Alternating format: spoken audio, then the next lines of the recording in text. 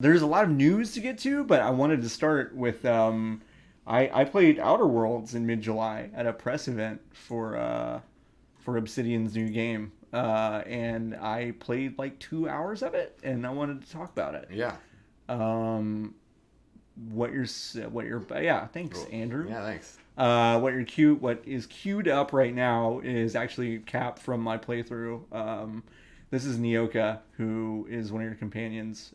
We played this we played the part that you were actually seeing at E3, where you're basically like sneaking into a slaughterhouse and deciding like what to do with their dude. But anyway, for those who don't know, Outer Worlds is Obsidian's first-person RPG action game. It is essentially a Fallout game. It's a Fallout. It's New Vegas, which but is great. it's New Vegas, but you can't go third person. That's like the only difference, right? Which is great. Yeah. Plus space, but Yeah, I mean Todd Howard is making Starfield, which is supposed to be Fallout in space. and this is Starfield New Vegas. And this is basically Starfield New Vegas. Yeah, I mean, as far as I could tell, yeah, played it for a couple hours. We actually played through the intro 45 minutes of the game, which we're actually not allowed to talk about. So this wasn't it. This is kind of later in the story. But the only thing I will say about the opening is that I'll say this. I'll be vague about it. Bethesda has a propensity. And I'm specifically referring to Bethesda's studios right now. Yeah. They have a propensity to making tutorial stages that are a little long. Yeah.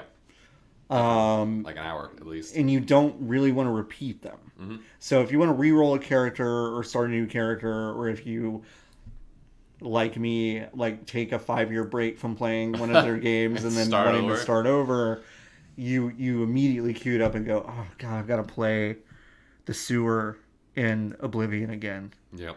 And stuff like that. When New Vegas came out, that was snappy. You're basically building a character and then you're out. Yeah.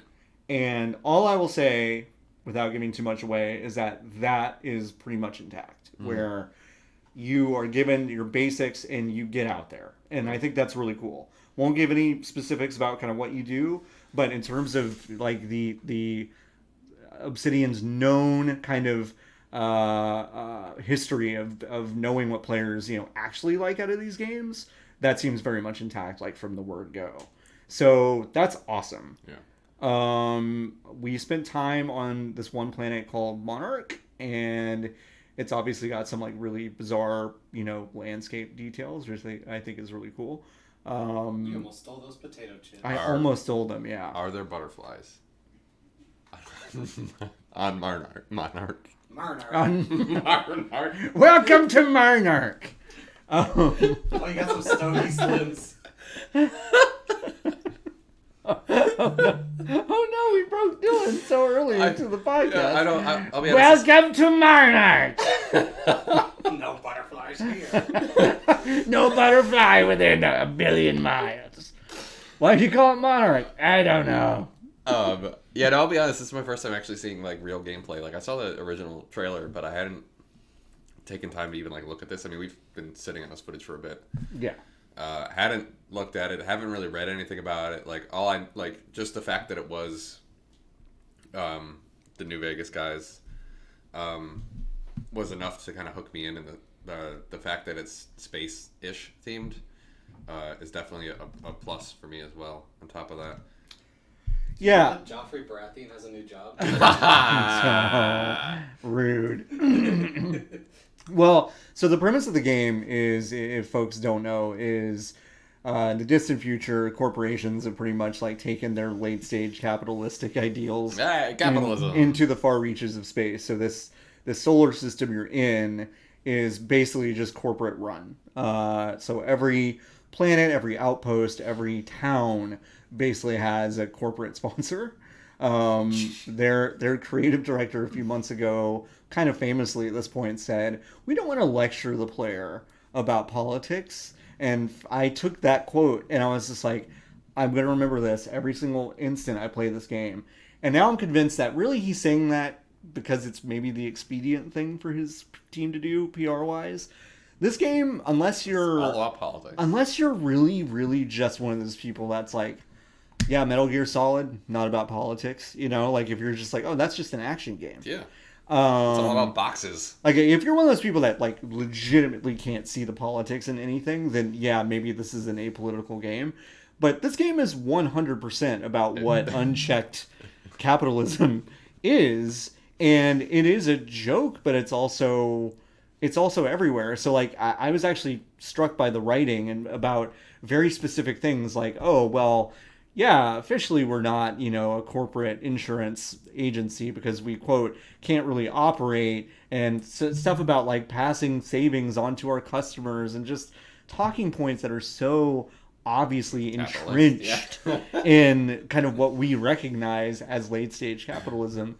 And, so yeah, no, there's a ton of that in this game. So anyone kind of worried about like, oh, well, I wanted there to be like a political message or this kind of political hotbed of stuff, like it seems to be there. And also just with all the Fallout stuff like draped on top of it. So yeah, I'm definitely interested to hear more about it. When is it coming out again? October. Yeah, it's soon. Jesus, that is this year. Yeah. We were just talking about our editorial plans for September and freaking out. Well, since Destiny just moved into October, and this is also in October, I think we're going to have a really insane October as well. So, Andrew, Dylan, yeah, y'all both like New Vegas. Mm-hmm. What questions would you like to ask me about this game that I might be able to answer? How bad can you be? You can be really bad. Okay, good. Yeah, I mean, there are a lot of instances where really most of the bad options are directly tied to how corpo can you get. But at the same time, there are moments where, like most of the characters, they seem to have their own agendas, and most of the time it's kind of like corporate bad, not corporate good. But at the same time, there's, gray areas to be found in most of these decisions. So, yeah. Did you get into any combat and stuff? Oh yeah. You can skip ahead. There's maybe a gun. That's a dead person. Oh, yeah. So there you go. Here's some. I'm gonna shoot an animal in the butt. That's that plushie you got. Yep. Are the Oh, that's cool. So this, what I just did right now is the slowdown time. It's VATS. It's VATS, but it's basically the way Fallout 76's VATS works, which is very ironic, where it doesn't actually create a turn-based situation, but it just slows down time. And it basically makes your attacks do more damage. There are a bunch of different effects you can kind of layer on top of your time dilation, is what they call it. This is a mission, I believe, where I'm looking for one of the capitalists in town. He says, oh, these critters stole these packages that I've got. Can you go look for them? And of course, the critters are just full of drugs that he's trying to smuggle. So then it becomes up to me to deliver the packages back to the corpo guy. These are sprats. Those are young pups. Just kind of sad. They're full of drugs. Yeah, no. Everyone's actually full of drugs. That's the entire and plan. Actually, ironically, and this is what is that? Oh my gosh, what's the Private Division PR people, look away if you're watching this. I think this next part actually glitches out, so I might have you skip ahead. Nope. Keep going. Yeah, all right, keep going. So basically the way that ended up, and it was all kind of like washed out in a weird texture, so that's why I didn't want to show it. It was a very, very Fallout kind of glitch. Yeah. Which, I'm very endeared to these. I didn't have any crashes or anything like that. But there was just like a weird texture issue. But basically, when you go collect the drugs from the sprats and you like are trying to connect these pieces, you find out that someone in the town actually is collecting the sprats and like waiting for the drugs to pass through their system and actually taking care of them, like a rescue of these critters, because he doesn't want them to be used as drug mules anymore. And you're like, that's kind of sweet. And then you get to decide whether or not you want to kind of side with him, or that was the health pack. That was a big old gunk up. Yeah, it's like you do put an inhaler up against your mouth. That was like you're just smoking hookah. My asthma's flaring up. Marnark makes my asthma. Marnark. Here in Marner, we put drugs in Where, everything. where's my inhaler? So yeah, no, I mean, if you like Fallout New Vegas, there is a lot to like about Outer Worlds. I had a really good time with it. I think the combat is snappy. You definitely like this was the thing that stood out for most of us that played at the press event was this is built on an engine that they obviously have control over the bones of where so it's not that floaty Bethesda combat. And it does make a pretty big difference when you're moving around, kind of ducking for cover and stuff. Ducking. Please, we are ducking for cover. Ducking for cover. Yeah, those are big manises. I was like, nope, can't do that. That feels like that's gonna kill me pretty bad. So, progression system, did they get into any of that in there? Yeah, I mean, I was able to level up a couple of times, and like I said, we went through character creation. I kind of won't say how that goes because they really want that to be fresh for folks. But I will say, like, the way they've one thing that I really like that they've done is when you level up and you attribute your skill points, you're basically attaching your skill points to a general set of like a cluster of like engineering skills, and you have to level those up to a certain point before you can individually level them up. So it's kind of a way to say you can't like max out your hacking right away. You've got to kind of like work on your engineering. Generally, I'm using a poison sword. We're in Elder Scrolls Morrowind now. No, this is Blades, please. Oh, Blades. Please. Nikki and I will die in the Blades. Die on the Blades Hill. Yep. What are them there doodads in the bottom corner? Like D-pad stuff? So that stuff is like telling your companions what to do. Oh, okay. I believe. So I will never use that. Oh, right. I almost never use those either in games. Yeah. Your companions are pretty smart. Are they sworn to carry our burdens? So that's a Skyrim. Kind of, though. I actually didn't get around to the one quest that Nyoka gave me, but it sounded interesting. She basically wants... It almost sounds like a loyalty quest in one of those, like, in a Mass Effect game where you're like, hey, I've got this, like, really dangerous thing I need you to do, but if you do it, you know, I'll really owe you, you know? The relationship one. Yeah, it's kind of, sort of. So you got, like, 2 friends with you usually, or is... 2 seems to be the max, I think. Which is, you know, one more than you almost shot her in the back of the head. Yeah, I don't think friendly fire's on, but... Still did be rude. Is there relationships in this game? Like... I don't know. I don't kiss know. all the boys? I don't know if you can kiss all the boys. Yeah, I should have asked that. I didn't ask that. 9 and a 10 for me. No, really? I mean, didn't I kiss all fair. the boys? Oh, all of them? All of them. Oh boy. So kiss them with your bullets. We may be bumping into the end of this cap, and then the next one continues. I wanted so badly to I got a costume and everything to sneak into this to the slaughterhouse. I wanted so badly to be like sneaky, but I couldn't figure out. I couldn't really figure out what the how hidden I was at any point. There was a little bit of confusion with the AI over this stuff. Yeah, and so I immediately was just like, oh, what? And I just started waving my gun around. I wanted to go stealth, but I basically he looks at every weapon. You went full Texas, basically. I went complete Texas, but I mean the combat in this game is fun, so I think that was fun. Yeah, it definitely looks less clunky than a Bethesda Fallout franchise game. Yeah, it's floaty and it's a lot more colorful. Yeah. It is very colorful. God, I mean, I'm so tired of the dull greens and browns and grays. I really like. I do like the aesthetic. I mean, it's got a lot of that kind of. It reminded me a little bit of like a BioShocky kind of Art Deco. Oh God, we still got the old text on screens. This shit is my favorite thing in the world. And there is a ton of it in this game. Does it is it like it's good stuff too. Does it give you hints and stuff if you actually read through it and codes and okay, good. Yeah, I mean there was a lot of cool stuff like that. The other thing about this is the game made me laugh a few times. That's I always sound like a dweeb when I say stuff like this, but games don't really make me laugh all that often. I really, it's games writing is pretty one note for me usually. And there were several moments that actually were very, very, very funny.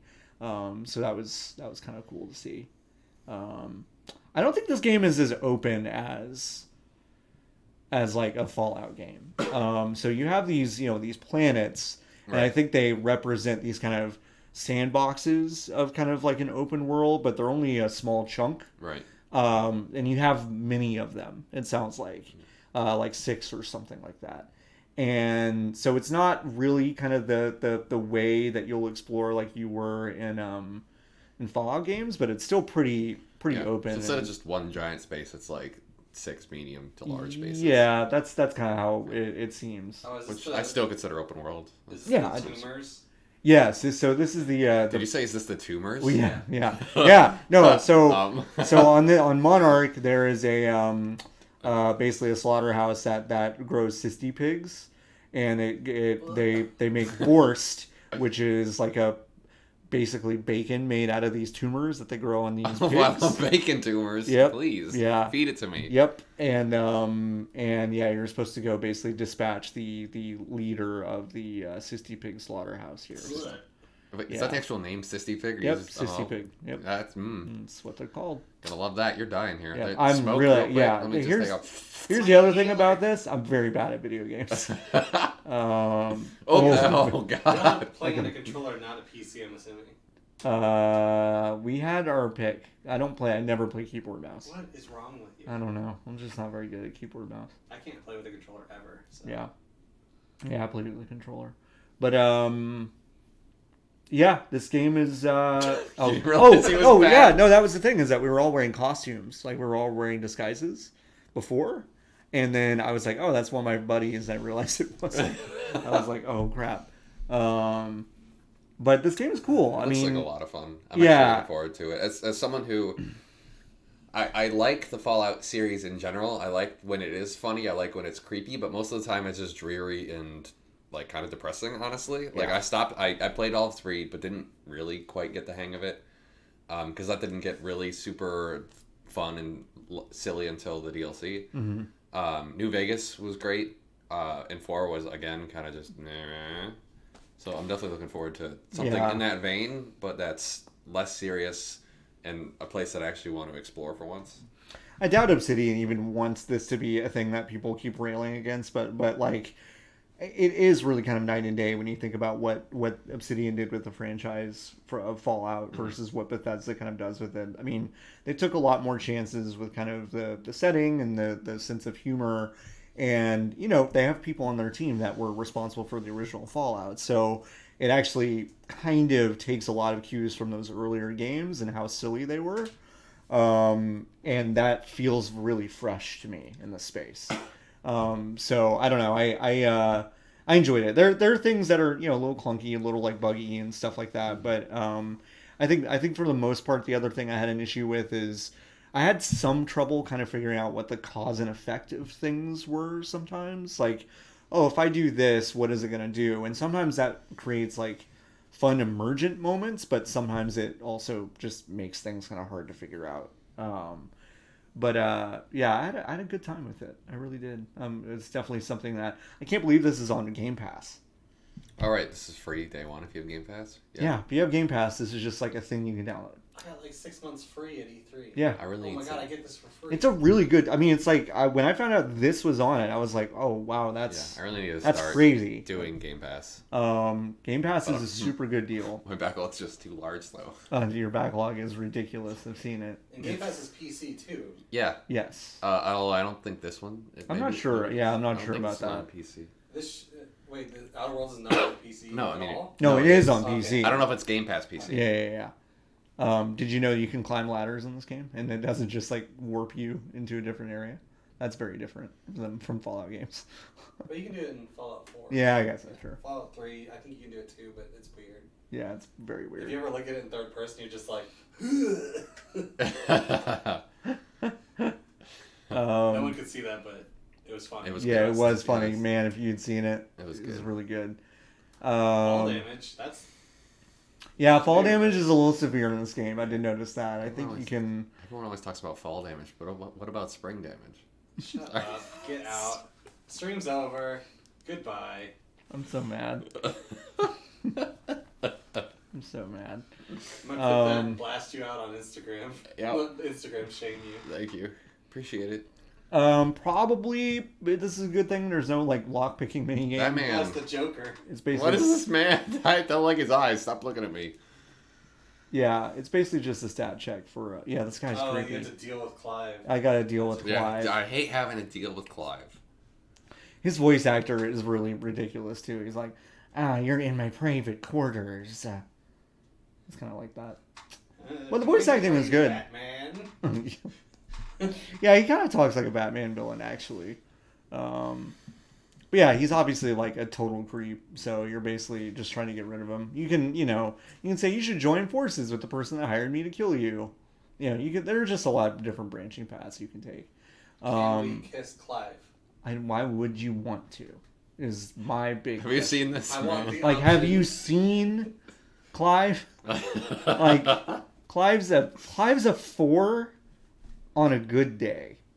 Like, look at Clive. 4s need kisses too. I just mean with personality too. Look how angry he looks. As a 3 on a good day. No, Andrew, no. Like, don't do that to yourself. You are above Clive on the scale by like magnitudes, okay? Like, come on. I'm going to work like this one day, which is a white and black eyeshadow. Yeah. Clive looks terrible. Would you like some SEO? Yeah. Oh my god. You could choke on your lifetime supply of borscht. Yeah, he tries to bribe me with giving me as many bacon tumors as possible. I'll give you as many tumors as you can carry. Yeah. The borscht king of Monarch does not negotiate with coveters. It's very good. Bring me Catherine's severed head. Okay. Yeah. So it's well, yeah, right. You're gonna kiss Clive now. He's got holes. Whoopsie doodle. Why did its head turn into smoke? Because he's blind. Oh. Yeah. That's the effect for when that's. They took a cue from like Final Fantasy games where they did the blind effect. It's kind of funny. Nice. I like it. Yeah. It kind of shows you what people are working with. I'm gonna get Bitcoins. Yeah, so these are bit cartridges. They're basically just like preloaded gift cards. There's a lot of cool stuff with the writing that's like, you basically get faction points with different companies. So Capitalism. you kind of like, I think Colin Space Twinks is the one that said this on Twitter earlier, but it's like, he's interested in seeing if the game will be like trying to build your loyalty to these corporations who are absolutely going to screw you in the end anyway. And it seems like, that's probably what this will kind of end up being. And so, if you have an antagonistic view towards kind of corporate megalopolies and stuff like that, I mean, this will be kind of a fun romp, I think. Your segue skills, sir. Yeah, should we talk about it? Corporate monopolies? What are those? You should play Outer Worlds. I really liked it. I'm going to have a written preview up in the next couple hours or so.